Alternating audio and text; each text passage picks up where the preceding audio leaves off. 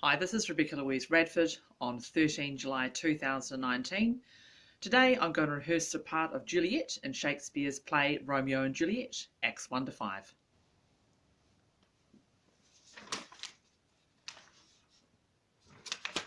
Act 1, Scene 3. How now, who calls? Madam, I am here, what is your will? Instant, thou too, pray thee, nurse, say I. It is an honour that I dream not of. I'll look to like if looking liking move, for I no more deep and dart mine eye than your consent gives strength to make it fly.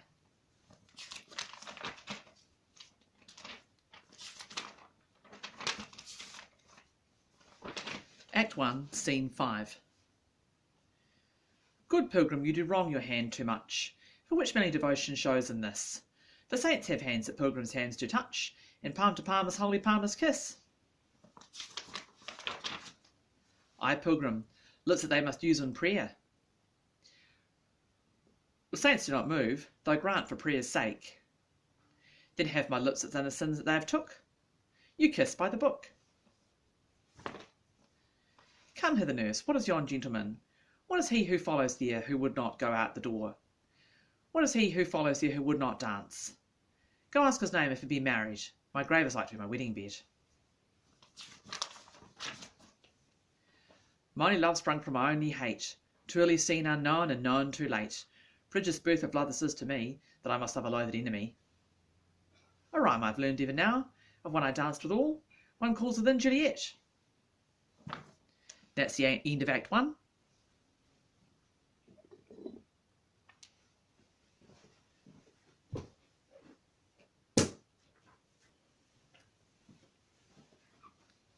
And now Act 2. Act 2, Scene 2. Ay me. O Romeo, Romeo, wherefore art thou, Romeo? Deny thy father and refuse thy name, and if thou wilt not, be but sworn my love, no longer be a Capulet. 'Tis but thy name that is thy enemy. Thou art thyself, and not a Montague. What's Montague? Is neither hand, nor foot, nor arm, nor face, nor leg, nor any other part belonging to a man. Oh, be some other name. What's in a name? For that which we call rose, by any other name would smell as sweet. Therefore Romeo, if you're not Romeo called, will retain that dear perfection. Romeo, doff thy name, and for that name is no longer part of thee, take all of myself. What man art thou thus screamed in night, so summonest upon my counsel? My ears are not yet drunk 100 words that tongue's utterance, yet I know the sound. Art thou not Romeo and a Montague? How camest thou hither, and tell me wherefore? The orchard walls are high and hard to climb, and the place of death considering who thou art, if my kinsmen find thee here. If they see thee here, they will murder thee. I would not for the world that they saw thee here.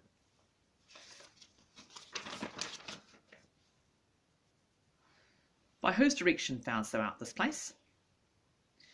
Thou knowest the mask of night is on my face, else would a maiden blush bepaint my cheek. For that which thou hast heard me speak tonight, fain would I dwell on form, fain tonight I spoke, but farewell compliment. Dost thou love me? I know thou wilt say, and I will take thee at thy word. Yet if thou swearest, thou mayest prove false that love is perjuries, and then say Jove laughs. O Romeo, if thou dost love, pronounce it faithfully. And if thou thinkst I am too quickly won, I'll frown and be perverse and say thee nay. Oh, if thou wilt woo, or else not for the world. In truth, dear Montague, I am too fond. Thou mayest think my behaviour light. But trust me, gentlemen, I'll prove more true than those that have more cunning to be strange. I should be more strange, I must profess. But thou overheardst the arrow is where, and my true love's passion, and therefore pardon me, and do not impute this yielding to light love which the dark night has so discovered. Oh, swear not by the moon, the inconstant moon that monthly changes in her circled orb, lest thy love become likewise variable. Or do not swear at all, or if thou wilt, swear by thy gracious self, which is the god of my idolatry, and I'll believe thee. Well, do not swear. Although I joy in thee, I have no joy in this contract tonight. Is too rushed, too unadvised, too sudden. Too light the lightning, which doth cease to be, ere one can say it lightens. Sweet good night.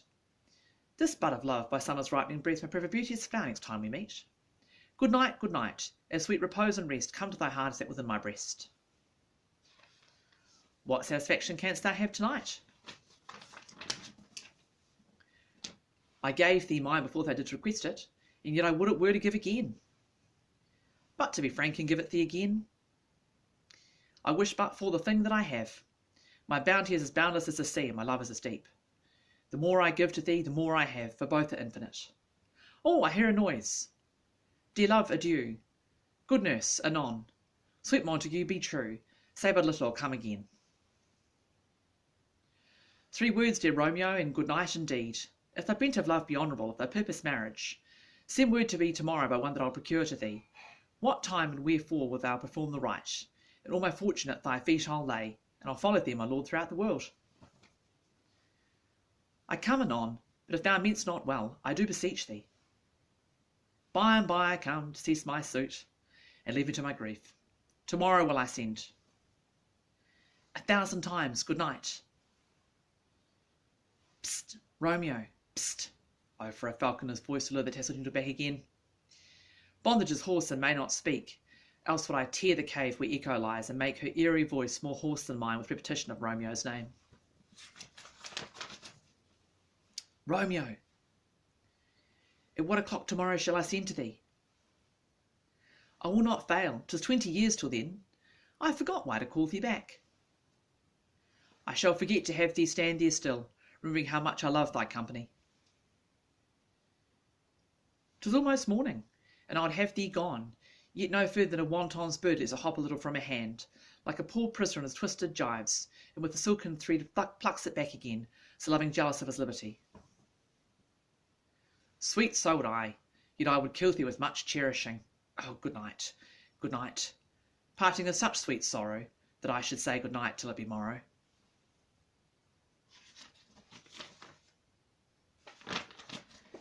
Act 2, Scene 5. The clock struck 9 when I had seen the nurse, and half an hour she had promised to return. Perchance she has not met with him. Oh, that's not so. Love's heralds ought to be thoughts that glide 10 times faster than the sun's beams, driving back shadows over lowering hills.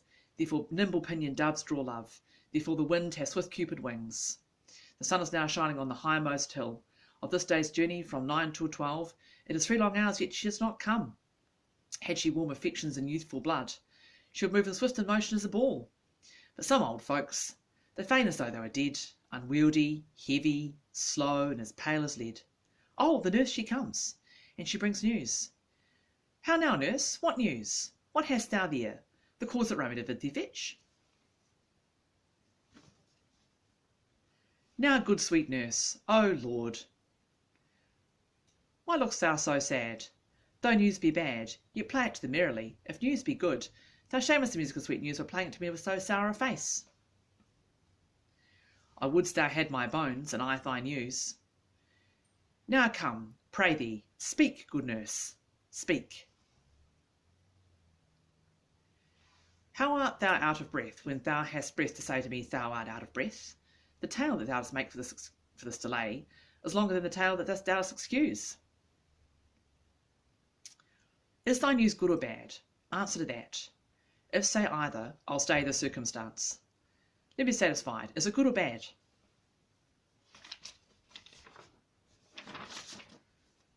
No, but all of this I did know before. What's said of our marriage? What of that? In faith, I am sorry that thou art not swell. Sweet, sweet nurse, tell me, what says my love?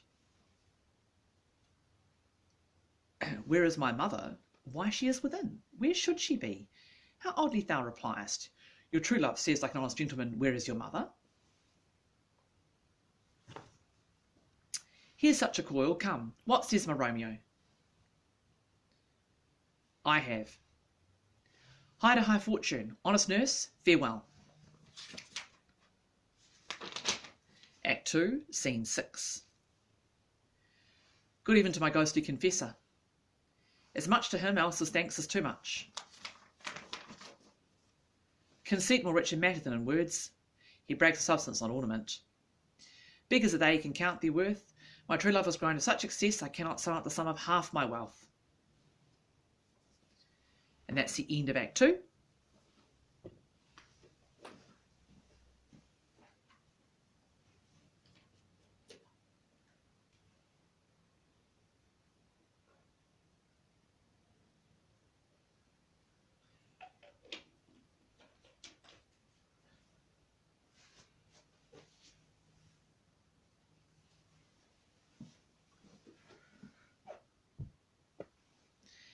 And now, Act 3.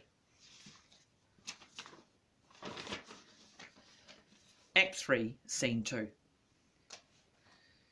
Gallop apace, you fiery-footed steeds, towards Phoebus's lodging, such a waggoner, as Phaethium would whip thee to the west, and bring in cloudy night immediately.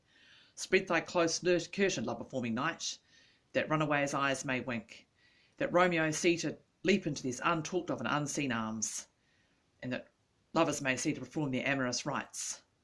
By their own beauties, or if love be blind, it best agrees with night. Come, civil knight, thou sober-suited matron dressed all in black, and learn me how to lose a winning match. Thou played for a pair of stainless maidenhoods. Hood my unmanned blood bating in my cheeks, with thy black mantle, to strange love, grown bold, thinks true love act a simple modesty. Come, Romeo, come, night, come thou day and night, thou wilt lie on the wings of night, white and new snow on a raven's back. Come, gentle night, come, loving black barren night, and give me my Romeo, and when he shall die, cut him out into little stars, so that he shall make the face of heaven so fine that all the world will be in love with night, and pay no worship to the garish sun. I have bought the mansion of a love, though not yet possessed it, though sold, but not yet enjoyed. So tedious is this day, as is the night before some festival to a young child, who hath new robes, but who may not wear them. Oh, the nurse, she comes, and every tongue that speaks my heavenly Romeo's name speaks heavenly eloquence. How now, nurse, what news? What hast thou there, the cause that Romeo did thee fetch? Ay me, what news? What hast thou there? Can heaven be so envious? What devil art thou that thus torment me thus? This torture ought to be wrought in dismal hell. If he be slain, say I, and that bare foul eye shall poison more the death-darting eye of cockatrice. I am not I. Or, close those eyes shut that make thee say I. If he be slain, say I, if not, no. Brief sounds the tune of my weal or woe. Oh, break my heart, poor bankrupt, break at once, to prison eyes ne'er dwell in liberty, to vile earth, to earth resign, cease motion here. Thou and Romeo press one heavy bier. What storm is this that blows so contrary? Is Romeo slaughtered? Is Tybalt dead? My dear beloved cousin, and my dearer lord. Then, dreadful trumpet, sound the general doom, for who is living if those two are gone? O God, did Romeo's hand shed Tybalt's blood? O serpent heart, hid within a flowering face, did ever a dragon keep so fair a cave? Beautiful tyrant, fiend angelical, dove-feathered raven, wolvish ravening lamb, despised substance of divinest show, just opposite to what thou justly seemst, a damned saint and honourable villain. O heaven, what hadst thou to do in hell when thou didst bow the spirit of a fiend in moral paradise of such sweet flesh? Was ever a book containing such vile matter so fairly bound? O that deceit should dwell in such a gorgeous palace! Blistered be thy tongue for such a wish, for he is not born to shame, for shame would be ashamed to sit upon his brow. 'Tis a throne where honour may be crowned. Sole monarch of the universal earth, what a beast I was to chide at him. Shall I speak ill of him that is my husband? Ah, poor my lord, what tongue shall smooth thy name that I, thy 3 hours wife, hath mangled?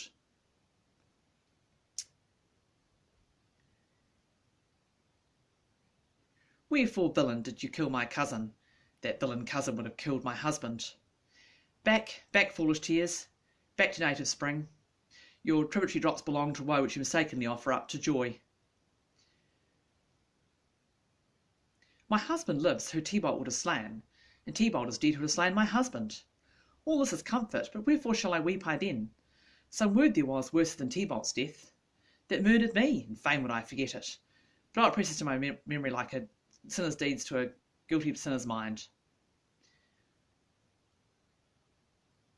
Tybalt is dead, and Romeo banished. That one word banished has slain 1,000 Tybalts. Tybalt's death was woe enough, if it had ended there. But if grief delights in fellowship, and nearly ranks with other griefs, then why followed not thy father, mother, when she said Tybalt's dead?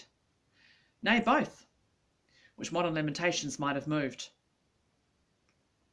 With an afterward followed Tybalt's death. Romeo is banished to speak that word. Is thy father, mother, Tybalt, Romeo, Juliet, all slain or dead? Romeo is banished. There is no end, limit, measure, or bound. With that word's death awoke in that word's sound. Where is my father, mother, nurse? Wash they his wounds with tears, for mine shall be spent. And when there's a dry for Romeo's banishment, take up these cords, poor ropes, you are beguiled, both you and I, for Romeo is exiled. He made you for a highway to my bed, but I am made or die, maid and widowed. Come cords, come nurse, I'll to my wedding bed, where death not Romeo take my maiden head. Oh, find him, and give this ring to my true knight, and bid him come take his last farewell.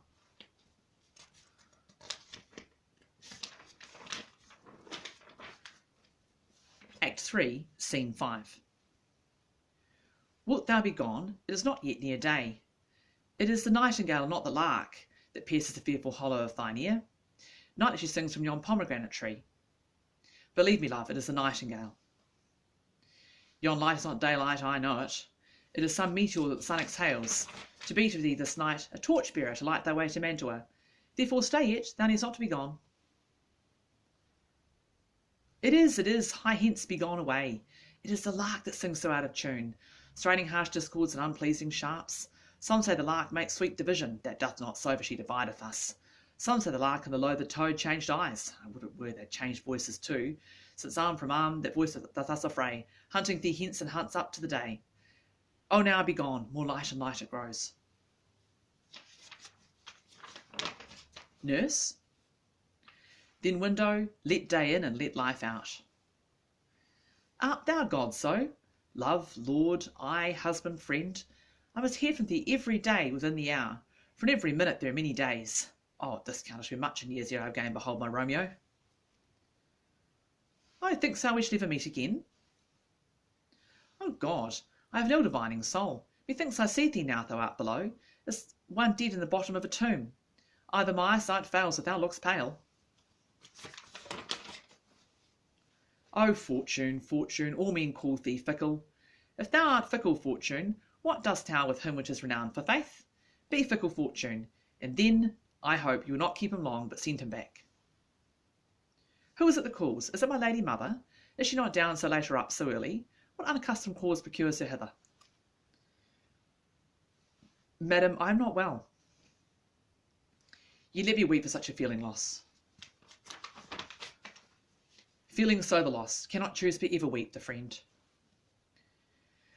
What villain, madam? Villain, and he be many miles asunder. God pardon him, I do with all my heart. Yet no man like he doth grieve my heart. I, madam, from the reach of these my hands, would none but I might bend my cousin's death. Indeed, I never shall be satisfied until I behold Romeo dead. Is my poor heart for a kinsman vexed? Madam, go find out but a man to bear a poison, and I will temper it, so that Romeo should, upon receipt thereof, soon sleep in quiet. Oh, how my heart abhors to hear his name called, and I cannot come to wreak the love that I bore my cousin on his body that slaughtered him. And joy comes tell him well in such needy time. What are they, I beseech your ladyship? Madam, in happy time, what day is that? Now by St. Peter's Church and Peter too. He will not make me there a joyful bride. I wonder at this haste at which I must marry, ere he who should be my husband comes to woo. Pray thee, tell my lord and father, madam, that I will not marry yet, and when I do, I swear it'll be Romeo, whom you know I hate, rather than Paris. These are news indeed.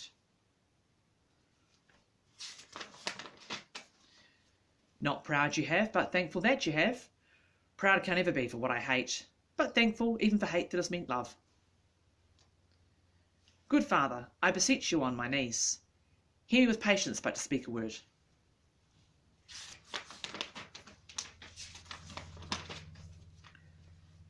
Is there no pity sitting in these clouds that sees into the bottom of my grief? O sweet my mother, cast me not away. Delay this wedding by a month, a week, or if thou wilt not, make the bridal bed in that dim top monument where Tybalt lies. O God, O nurse, how shall this be prevented? My husband is on earth, but my faith is in heaven. How shall that faith be returned to me again to earth, unless that husband sent it me from heaven?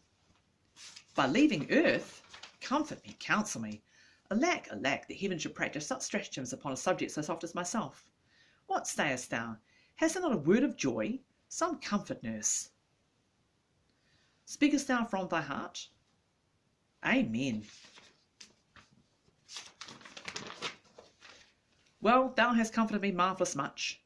Go in and tell my lady I am gone, having displeased my father, to Lawrence's cell to make confession and be absolved. Ancient damnation, O most wicked fiend, is it more sin to wish me thus forsworn, than to dispraise my lord with that same tongue which she has praised him with above compare so many thousand times? Go, counsellor, thou and my bosom henceforward shall be twain. I'll to the friar to know his remedy. If all else fails, myself have power to die. That's the end of Act 3.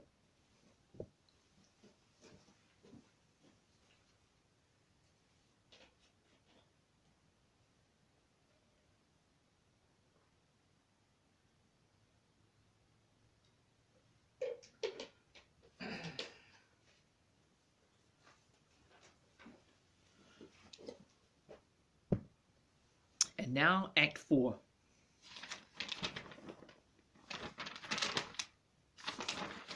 Act 4, Scene 1. That may be, sir, when I may be a wife. What must be shall be. To answer that I should confess to you. I will confess to you that I love him. If I do so, it'll be of more price being bespoke behind my back than to your face. The tears have got small victory by that. Things were bad enough before their spite. That is no slander, sir, which is the truth, for what I spake it to my face. It may be so, for it is not mine own now. Are you at leisure, holy father, now, or shall I come to your evening mass? Oh, shut the door, and when thou hast done so, come weep with me, past hope, past cure, past help. Tell me not, friar, that thou art behoodst of this, unless thou may tell me how I may prevent it. If in thy wisdom thou canst give no help, do thou but call my resolution wise, and with this knife help it presently. God hath joined my heart and Romeo's, and thou our hands. Ere this hand by thee to Romeo sealed should be a label to another deed, or my true heart with treacherous revolt turned to another, that shall slay them both. Therefore, out of thy long experienced time, give me some present counsel, or behold that, twixt my extremes and me this bloody knife shall pay the umpire, arbitrating that which the commissioning of thy years and art could to no issue of true honour bring. Be not so long to speak, for I long to die, if what thou speakst be not of remedy. Oh, bid me leap rather than marry Paris, from the battlements of yonder tower, or walk in thievish ways, or lurk where serpents are, or chain me with roaring bears, or shut me nightly in a charnel house, o'ercovered quite with dead man's rattling bones, with reeky shanks and yellow chapless skulls, or bid me go to a new-made grave and hide me there with the dead man in his shroud. Things that, have heard them told, have made me tremble. But I will do it without fear or doubt, to make me an unstained wife to my true love.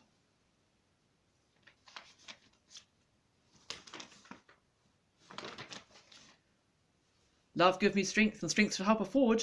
Farewell, dear father. Act 4, Scene 2. Where I have learned me to repent the sin of disobedient opposition, to you and your behest I am enjoined, by holy Lawrence to fall prostrate here. I beg your pardon do beseech thee. I am ever ruled by you henceforward. I met the youthful lord at Lawrence's cell, and gave him what become love I light, not step over the mounds of modesty. Nurse, Will you go with me into the closet and sort such needful ornaments as you think fit to furnish me tomorrow? Act 4, Scene 3. No, madam, we have coals such necessary as are behoveful for our state tomorrow. So please you, let me now be left alone. Let the nurse this night sit up with you, for I am sure your hands are full with this sudden business. Farewell. God knows when we shall meet again. I have a faint cold fear that thrills through my veins, and then freezes up the heat of life. I'll call them back again to comfort me. Nurse, what should she do here? My dismal scene I needs must act alone. This vile. What if this mixture does not work at all? Shall I then be married tomorrow morning? No, this shall forbid it. Lie thou there. What if it be a poison which the friar subtly hath ministered to have me dead, lest in this marriage he be dishonoured, because he did marry me before to Romeo? I fear that it is, yet methinks it should not, for he has still been tried a holy man. How if, when I am laid in the tomb, I awake before Romeo comes to redeem me? There's a fearful point. Shall not then be stifled in the vault, to whose foul mouth no wholesome air breathes in, and there die strangled ere my Romeo comes? Or if I live, is it not like conceit and death and night, and the terror of the place, as in an ancient vault and receptacle, where for these many hundred years the bones of my buried ancestors are packed, and where the bloody Tybalt lies festering in his shroud, and where at some hours in the night spirits resort? Alack, is it not like that I, what was so early waking with loathsome smells, and shrieks like mandrakes torn out of the earth, that living mortals hearing them run mad? Oh, if I awake, shall not be distraught, environed by these hideous fears, and play madly with my forefather's joints, and pluck the mangled Tybalt from his shroud, and in a rage, with some great kinsman's bone, as with a club, dash out my desperate brains? Oh, I think I see my cousin's ghost, seeking out Romeo that spit his body upon a rapier's point. Stay, Tybalt, stay. Romeo, I come. This I do drink to thee. That's the end of Act 4.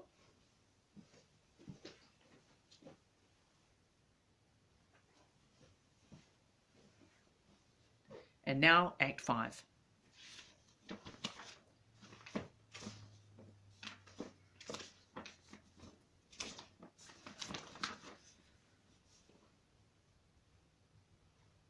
O comfortable friar, where is my lord? I do remember well where I should be, and there I am. Where is my Romeo? Go get thee hence, for I will not away. What's here? A cup, close in my true love's hand. Poison, I see, hath been his timeless end. O churl, drunk or left no friendly drop to help me after. I will kiss thy lips, haply some poison yet doth hang on them, to make die with a restorative. Thy lips are warm. Lead, boy, which way?